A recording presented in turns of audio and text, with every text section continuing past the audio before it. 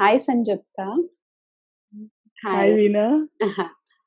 So, my friend Sanjukta Mukherjee, she is a board certified behavior analyst and she works with adolescents and young adults in New Jersey. Is that right, Sanjukta? Right now, Houston, Houston. Oh, now she's in Texas. Houston. Okay, in Yes. Texas. And it's been a long journey with Sanjukta. We've been on and off, not like really there. And I remember meeting her son Adi when he was 3 years old, 3.5 years Yes. old, and Three. Yeah, I think three. Yeah. 3 years old. And now Adi is 18 years old. And from being a parent and her journey of becoming a BCBA and a special education teacher. So let's hear it from her. Sanjukta, what made you decide that you want to become a BCBA and you wanted to become a, was that your qualification earlier or you switched to this? And if you switched here, what was the motivation factor there? If I'm very honest, that's not something that I planned and then worked because it was a long process. There are a lot of things to be fulfilled in order to get there. And I think it just rolled from one to the other. Initially, when I started just as an assistant teacher. They have these assistant teachers because one is that I knew I couldn't sit at home and like caregiving is an essential part of us. However, that couldn't be my life.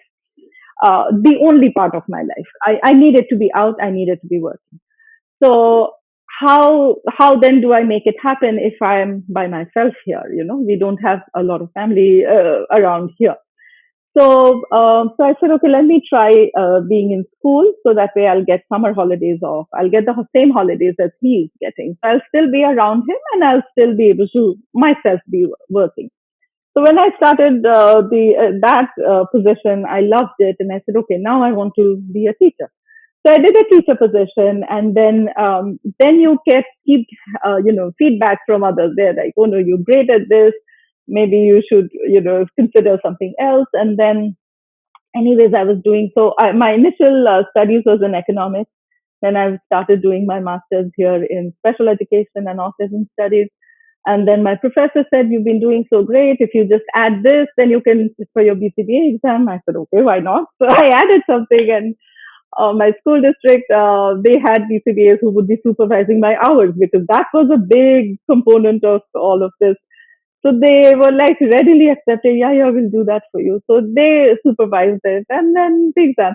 So that kind of rolled along. Now that I am, initially, actually, I thought I'll give up on all of this. What's the point? I'll do something else or whatever. And then somebody had told me at that point in time that don't give up. The kind of doors that will open for you, that would be just amazing and it will be great for our kids.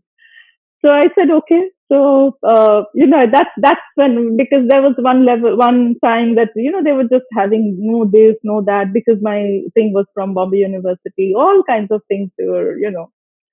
So I was like, okay, chuck it, I'm not.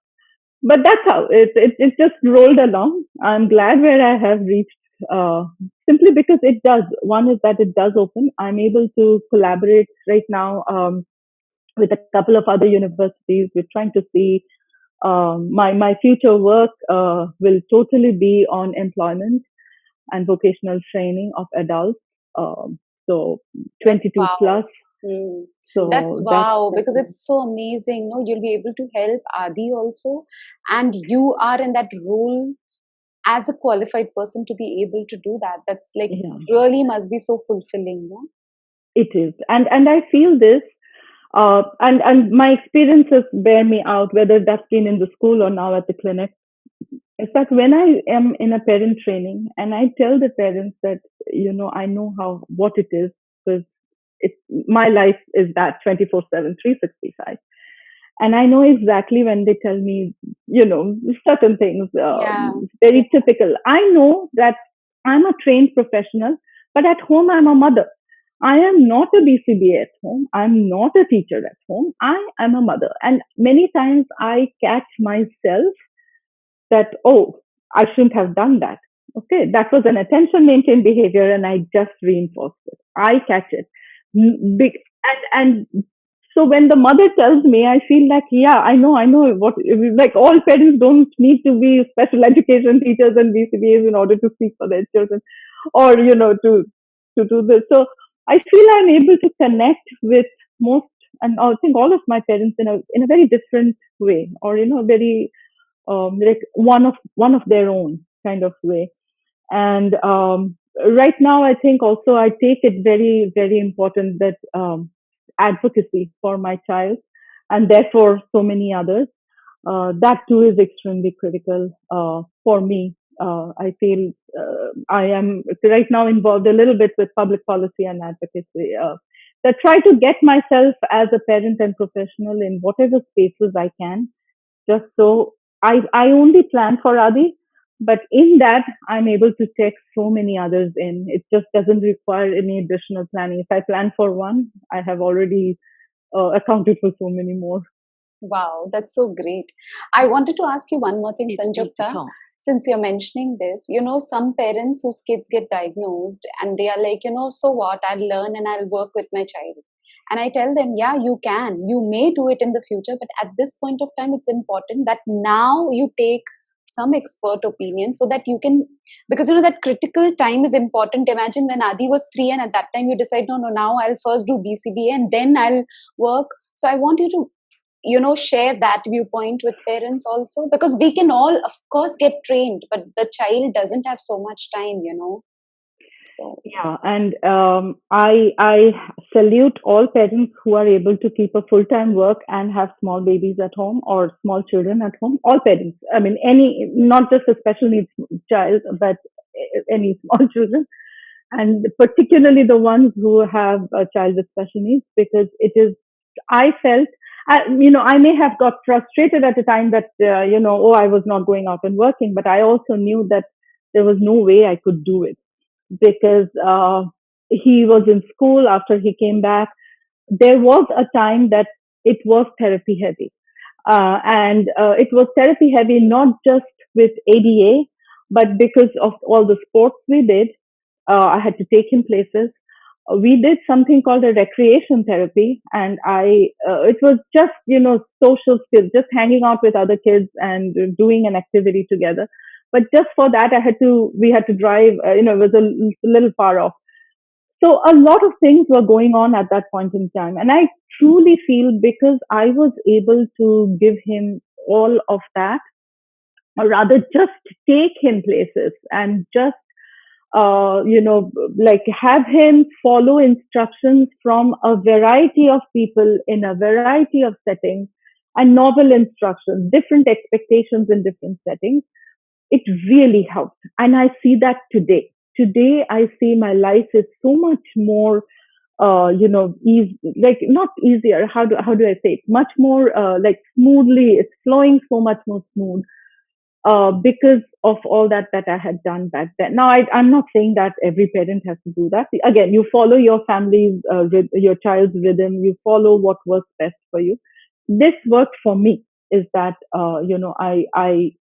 I could feel, I felt, and on hindsight now I know that he was able to generalize and maintain skills learned in classrooms simply because so many opportunities were provided to him. Right now, he is involved in Special Olympics, and he is involved in Best Buddies program. I encourage you, actually, Reena, if you can find any chapters of that there, or we can see if we can, there are. I have there. a lot of kids who are participating in Special Olympics. Yeah. Perfect. Yeah. So yeah, and again, those have their the seasons. You're taking them for him for training and all of that stuff. So he's involved in bunch of stuff. And back then he was involved a little more, because now, he was younger. So, and I'm glad I was able to give that. I'm glad that there was complete support from family. That I could do it. With my younger one too, who was then a toddler. I couldn't imagine for myself stepping out or doing anything else. I only started all of this when I felt it was okay. So I didn't start very young, but I just needed to feel that I can handle it. When I feel I can handle it and that he's in kind of a stable situation, we will have issues, and it's a lifelong learning process, so we understand that. But it needed to be kind of at a stable level for me to then start off. And now, it's not been that just because I've changed my field or whatever it is, I haven't felt there has been a dearth of opportunities. It's not. I haven't felt uh, there is a rat race and I need to catch up with somebody. Nothing like that.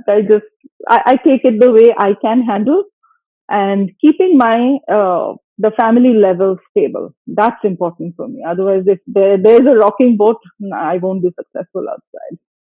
Yeah.